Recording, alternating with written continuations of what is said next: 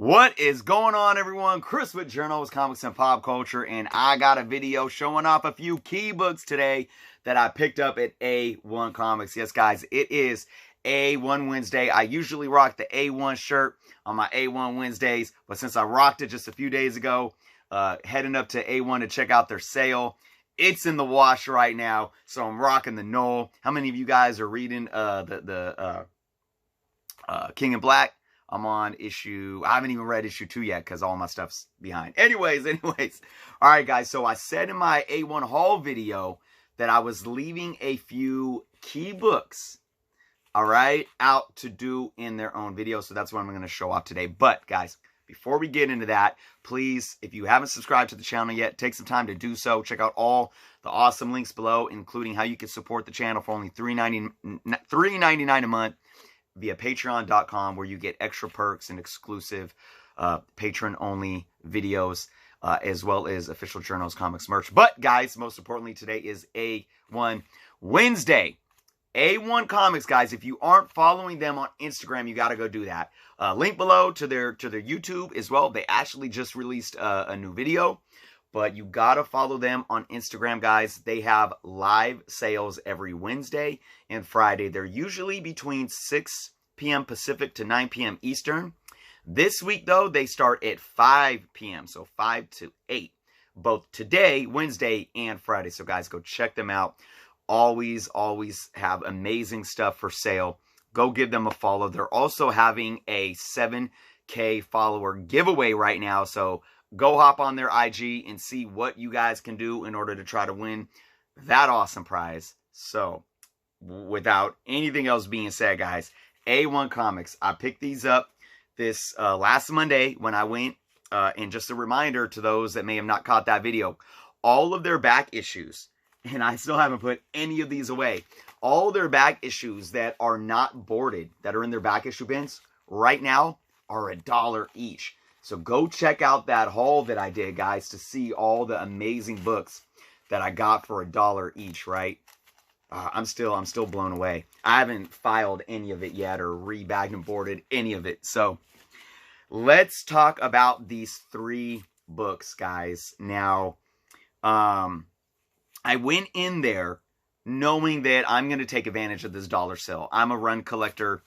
If I could get back issues, especially Bronze Age, Copper Age, to fill some runs at $1 each in decent grades, where the prices are usually $3, $4, $5, $6, I'm going for it. But I left some money on the table to say I am going to find some books that I'm actually looking for right now that most likely won't be on sale for $1, right? Now, I showed off one that I got in the first video. That was Iron Man 225, the first Armor Wars. I got that for like, I think, $8 in a decent grade, and it's going to go on the press, and I was very happy to find that.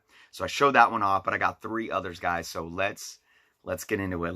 I'm going to show, let's see which one to show off first. I'm going to show this one off first, okay?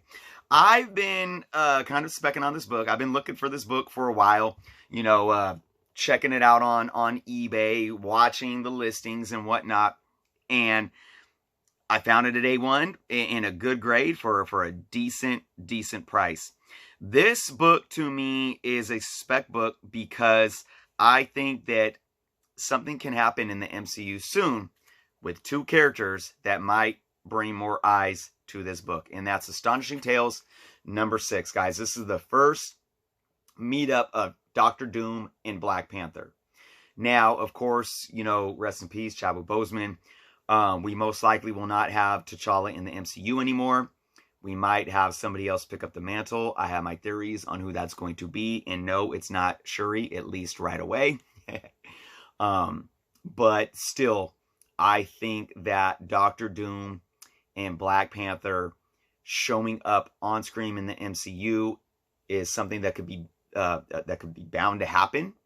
And this is a really nice book to pick up if there's any viable chance of something like that going down. And I think there is.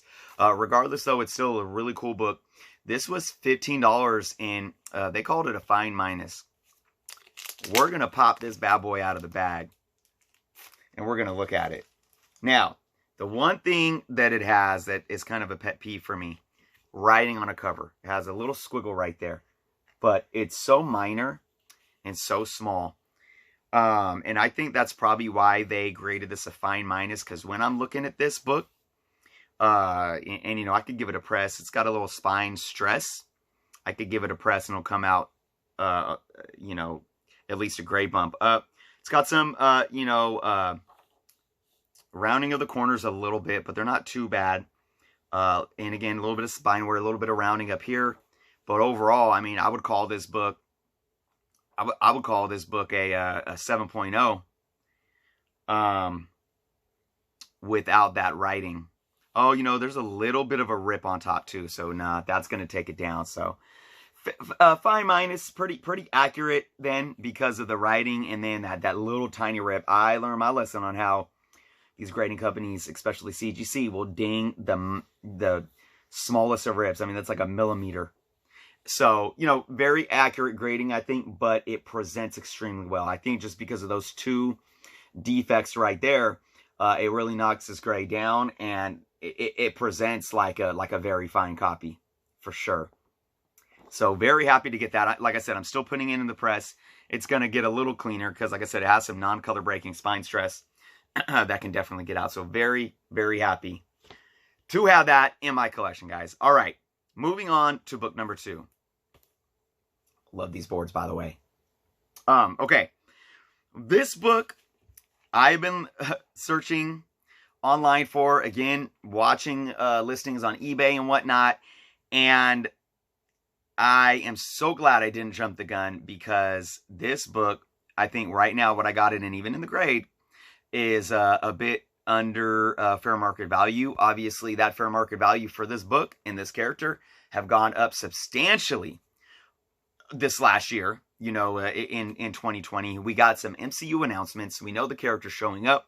We know the character's getting a show, and we're pretty sure who's going to be playing that character, and that's Moon Knight. And this is Marvel Spotlight number 29. This is the second issue of his first solo series. 28 it is, you know, like the big book next to his first appearance in Werewolf by Night.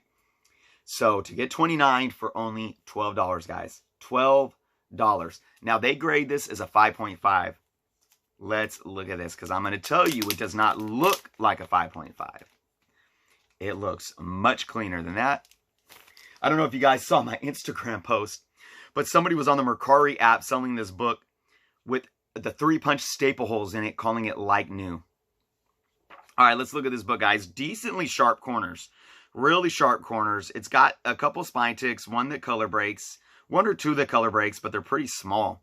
It's got some spine stress that could be pressed out. A little bit of the rounding of the edge up here on the spine. A little dirt. Oh, yeah. See, that's where, again, you know, you look at these. It's got a little bit of a, see where right there where the bottom of the back cover is kind of gone. So that definitely is going to affect that grade. I mean, without that though, again, this is another very fine looking book. And then with the press, I think this book can, without that defect, with the press, yeah, this book can I think easily get an 8.0. But then you got to take into that consideration, and that's going to drop it at least a few grades. So again, fairly accurate. I think 5.5. I think with the press, even with this, we could get this book up to at least a 6.0. Yeah, but yeah, that's going to definitely hit it. Staples are good. But look, here's the thing. $12. You guys hear me talking about this all the time. I like books that present well. As long as it presents good, that's what I'm happy with. So again, I think this was a steal of a deal right now. I mean, this book is easily going for, you know, even in this grade is easily, going for $25 right now. All right, guys. This is my last book of the day. Now, I wanted to do a video talking about my 2021 want list before I showed this off, but I can't wait. I did a year end, you know, we did a check off video of all the books that I got off my 2020 want list. I'm actually almost done editing my 2021 want list video, so that should be coming out. If not by the end of this week, early next week. So please watch out for that video, guys. It's going to be a good one. And I will say, spoiler alert for that video, this is one book that's on it. So when you guys see that video, you can take a mental note, cross one off. Jerno's got one off of his 2021 want list already. And it's still just, what, the first week of January. So again, this is another one that I've been looking at this book for like years, and I never pulled the trigger, and I finally did, and I'm very happy with it. Let's just show it off. This is Miss Marvel, number 18, first appearance of Mystique, guys. So I really, first off, out of the X-Men film franchise, I didn't really enjoy it. I really like Days of Future Past, but I like Jennifer Lawrence's portrayal of Mystique. I do feel that Mystique needs to come back with the X-Men when they are introduced into the MCU. And I really think that they need to tie in Carol Danvers. So, and again, this is why I've been specking on Rogue as well. I picked up Rogue's a couple copies of her third appearance. And, you know, I picked up her first appearance, what, two years ago now. But Rogue, Miss Marvel, and Mystique in the MCU. It needs to happen. It absolutely needs to happen. And I think they can transition this character over. I'm sure with the new actress, you know, they're not, I don't think Marvel Studios and Disney is going to bring anyone over from the Fox franchise except for Ryan Reynolds.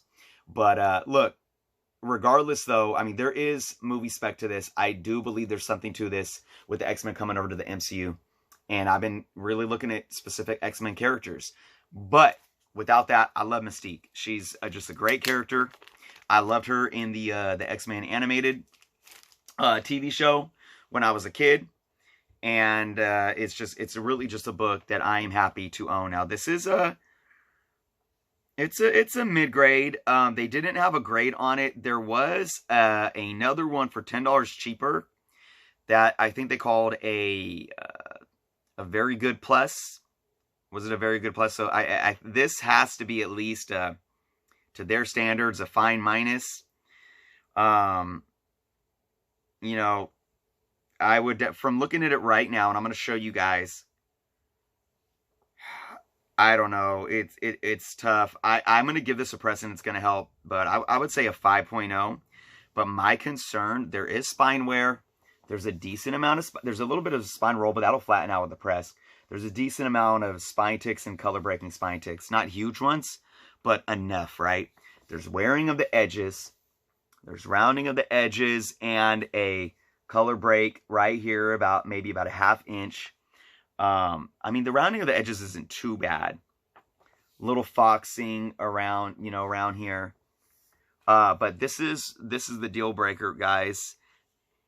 And it does break color, but there is a color breaking crease that runs from right here all the way up. So that's like a 3-inch spine, 3-inch color breaking spine, 3-inch color breaking crease that is really going to drop the grade. Even if I press this up and clean this up, take that out of consideration. I might be able to give this a 6.0 on a good day. With that, I think it's going to keep this book at a 5.0, even with the press. I don't see this book getting higher than a 5.0. But with that said, guys, I'm still happy that I got it in the grade that it's in. Good thing about that color breaking tick God, what is with it today with me, guys? One thing about the color breaking crease is that, again, it doesn't show very well. Like if you put it in a Mylar bag, you won't be able to see it that well, but it's there. So again, presentation matters. But again, very happy to have this in my collection and mark it off the list. Yeah, I looked at the other one that was like $10 cheaper, and it had like some crud on the cover, and I was like, that's it. Now, I could have took it home maybe and like worked it off, but it was probably some old like food or something, I don't know. And I was like, that's a deal breaker. I'll spend $10 more. and get a little better looking copy. So very, very happy for this. I mean, you got high grades of this, you know, going for over $100, and I just wasn't willing to spend over $100 on this right now. So again, I will take, take an example of, okay, do I get a higher grade of that one book and not get the Moon Knight book and not get the Astonishing Tales book, you know, or I can, you know, balance my budget, get a book that might be a lower grade in one, but then I can kind of not put all my eggs in one basket and come away with 3 decent books. And I always say this too. Yes, when you talk about return on investment, those higher grades, you're going to be putting more money out, but you might get a higher percent return on investment. But if a book is increasing on the market, it's going to be increasing in every grade still. All right. So you're still going to get a good return on investment even for these mid-grade books. That's how I like to collect, guys. All right, let me know what you guys think. Would you have picked up these books in the conditions that they're in for the price that I paid? Are these books on your radar? And just let me know what you guys think below. And again, if you aren't subscribed to the channel, please take some time to do so. And again, tonight, guys, don't forget A1 Comics Instagram, 5 p.m. Pacific time, going to 8 p.m. Pacific time. So that starts at 8 p.m. Eastern time for all those folks on the East Coast. Check them out, guys. Even if you're not buying anything or don't plan on buying anything, just go and hang out. It's really cool to watch what they have to show off. They have an assortment of books every single live show. It's crazy, and I don't know how they do it and how they keep coming up with finding all these books out in the wild. But big, big shout out to A1 Comics, guys. Go give them a follow. Go give them a sub on YouTube. Thank you guys for watching. And until next time.